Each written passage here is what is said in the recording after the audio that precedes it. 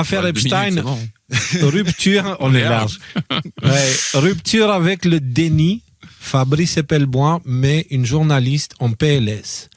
Donc, intervention lunaire, comme diraient certains, de Fabrice Epelboin qui met la journaliste et l'invité en PLS avec des déclarations assez cheloues. Alors, on va les écouter, je ne vais pas lire le reste du texte. Ouais. On va les écouter et on va faire des pauses pour analyser un peu amis, ce qui se dit. Est-ce que je peux vous laisser 1 minute? J'ai une urgence naturelle. Je reviens tout de suite tant que vous écoutez la Vas-y, vidéo, mais nous, vu que on je l'ai déjà regarde. entendu.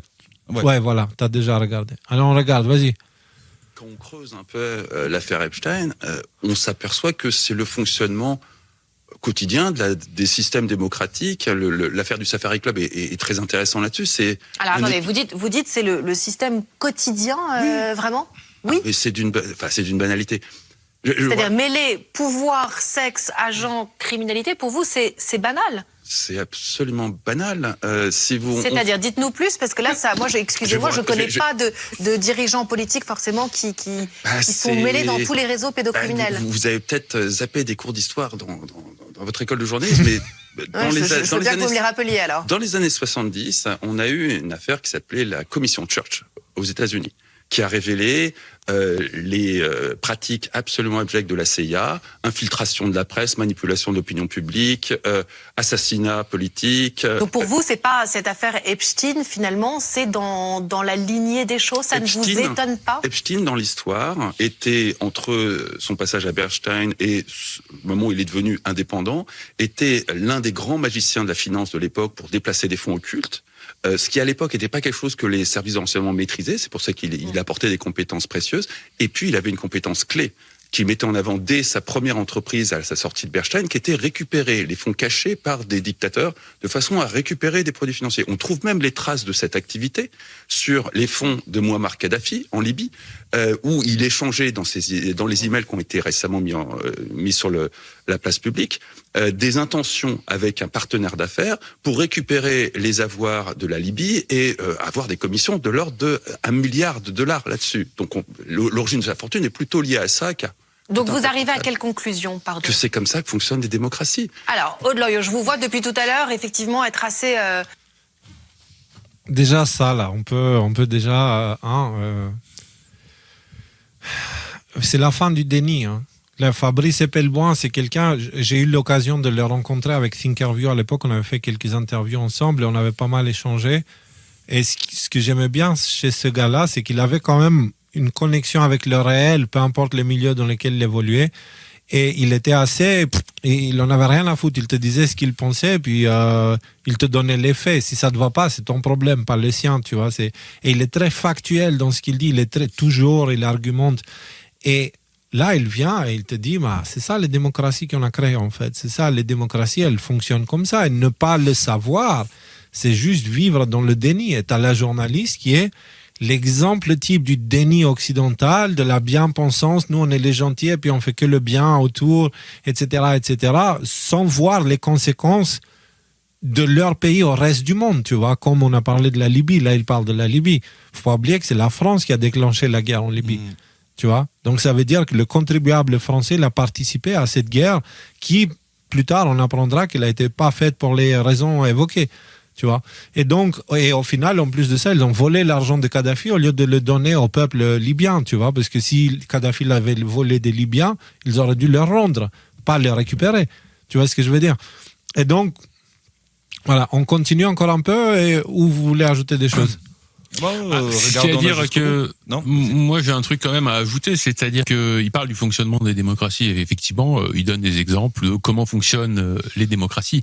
Après il faut pas oublier un truc, c'est que les journalistes ont, en tout cas depuis au moins 25 ans, peut-être même plus que ça, un rôle prépondérant dans ces démocraties. C'est justement empêcher que ce genre de discours arrive aux oreilles de monsieur et madame tout le monde. En fait.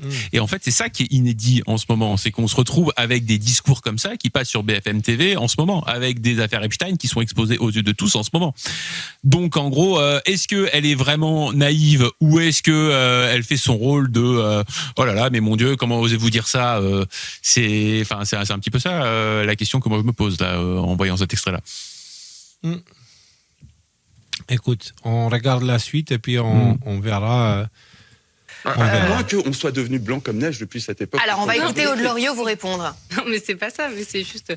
Là, on parle aussi de pédocriminalité. Mais on s'en fout, c'est un détail. Mais c'est pas un détail du tout. On ne peut pas dire ça sur un plateau de télévision, c'est pas un détail, la pédocriminalité. C'est pas du tout un détail. Géopolitique de ce que ça révèle. Excusez-moi, des dizaines et des milliers de victimes dont on retire le passeport et qui sont violées, c'est pas un détail de l'histoire. Si, c'est un arbre qui cache la forêt. Alors, le réel... Il faut, et justement, c'est là où parfois sa façon d'exprimer, je sais pas, je pense... Elle est brutale.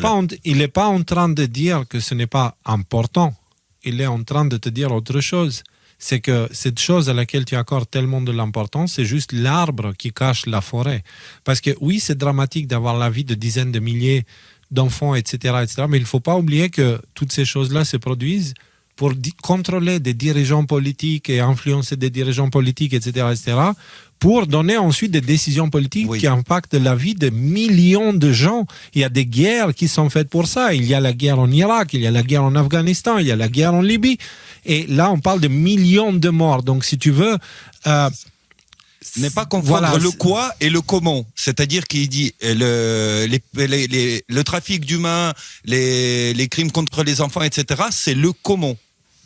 Ouais. Le comment on arrive à tenir les gens, comment on crée un système d'interdépendance entre des personnes tellement, avec un maillage tellement serré et qui les tiennent tellement ensemble pour qu'on arrive à avoir une organisation capable de monter, démonter les gouvernements, d'organiser des guerres, comme tu dis, et tuer des millions et des millions de personnes. Donc, n'est pas confondre le quoi et le comment. Voilà, donc c'est ça que je rappelais à tout le monde Jean-Marie Le Pen, je suppose. Hein. Tu sais, avec leur... Parce que oui, effectivement, il a dit ça, c'est le comment, tu vois. Et le quoi, il a pas nié l'Holocauste, tu vois. Il a nié juste les chambres à gaz. Pas nié. Il a dit que les chambres à gaz, c'est un moyen. Donc, du coup, c'est un détail. Dans le même registre, hein, d'ailleurs. Ouais, je ne sais pas si je les mettrais dans le même registre, je ne connais pas trop l'autre cas, mais là, dans ce cas précis, je dirais, on écoute la suite, mais en tout cas, on a apporté quelques clarifications en plus. Le problème qui pose problème aux démocraties, c'est le fonctionnement interne dans lequel ces filles sont juste une façon de faire du business. À l'époque du Safari Club, les jeunes filles étaient dans l'apanage du fameux Adnan Khashoggi, l'oncle de Jamal Khashoggi, qui était le grand chef d'orchestre de tout ça et qui donnait des fêtes prestigieuses. Alors, effectivement, pour les Français qui vous écoutent, Raphaël Grabli, on a l'impression qu'effectivement, tout ça fait partie d'un grand système et déjà que les Français ont tendance à être un peu complotistes en ce moment. Mais c'est pas du complotisme, c'est de clanter. Vous voyez le niveau du déni. Là, tu lui mets dans la gueule. Et en fait, pourquoi elle ne peut pas accepter? Parce que si elle accepte, ça veut dire qu'elle est dans le camp des méchants. Pourquoi? Parce que le méchant, dans cette version-là, c'est les médias mainstream qui propagent une propagande qui déconnecte les gens de la réalité. Et donc, elle ne peut pas, elle, se dire, mais... Voilà, et elle ne peut pas, elle, se dire, en fait, je suis dans le camp des méchants parce que ça veut dire qu'elle n'a rien compris jusqu'à là. Ça veut dire que, elle a participé à des crimes malgré elle. Ça veut dire qu'elle va perdre le contrôle, le contrôle aussi, mais la qualité ou le niveau de vie qu'elle a maintenant avec son travail et tout, et surtout l'autorité qu'elle a avec son image publique. Et donc, forcément, psychologiquement, il y a des mécanismes qui se mettent à défendre toutes ces choses-là. Elles disent, non, moi, je peux pas. J'avais une conversation avec quelqu'un qui m'est très proche et qui se foutait de moi un peu pendant la période, complotiste, machin, passage télé, QAnon, tout ça. Et je lui ai dit, elle me dit, tu sais, là j'ai pensé à toi parce que j'ai vu que ça parle beaucoup de l'affaire Epstein et ouais, c'est vrai, il y a des choses intéressantes et tout. Et je dis, ouais, il y a des choses intéressantes. Là, c'est carrément, on a fait une émission, on a parlé de beef jerky et j'ai expliqué un petit peu les sous-entendus des dossiers Epstein qui ramènent à Pizzagate. Et elle me dit, non, je veux pas entendre. Non, je peux pas.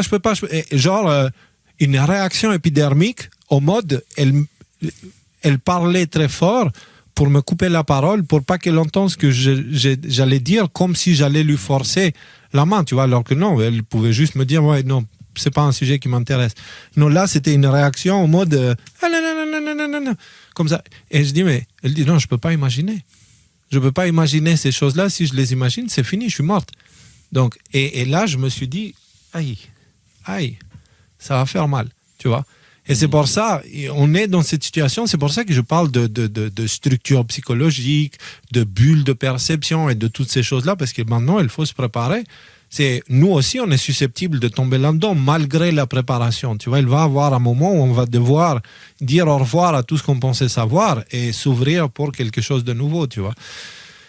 Et donc, forcément, voilà. Donc, des choses à ajouter, les gars, on va l'arrêter là. Hein. L'essentiel, je pense que ça a été dit. Allez, il reste 20 secondes. Il y a une douzaine de bouquins qui parlent de ça. Des bouquins écrits par des confrères à vous, comme Christine Ockrent, dans les années 80, qui a recueilli les mémoires du patron des renseignements français de l'époque. Bon, alors on va laisser la parole à Raphaël Grabli. Vous pensez... Voilà, donc il dit il y a des bouquins qui témoignent de ça, même des bouquins écrits par des journalistes comme vous, justement, il le dit. Donc voilà, des choses à ajouter, les gars, on passe à la suite. Écoute, Pelboin, il a évoqué, il a juste effleuré un sujet là dans ces passages-là, en fait, qui a des implications tellement énormes pour chacun vivant dans les démocraties qu'il faudrait peut-être 10 émissions de 3 heures pour... Voilà, et comme on n'est déjà pas en avance, on va avancer.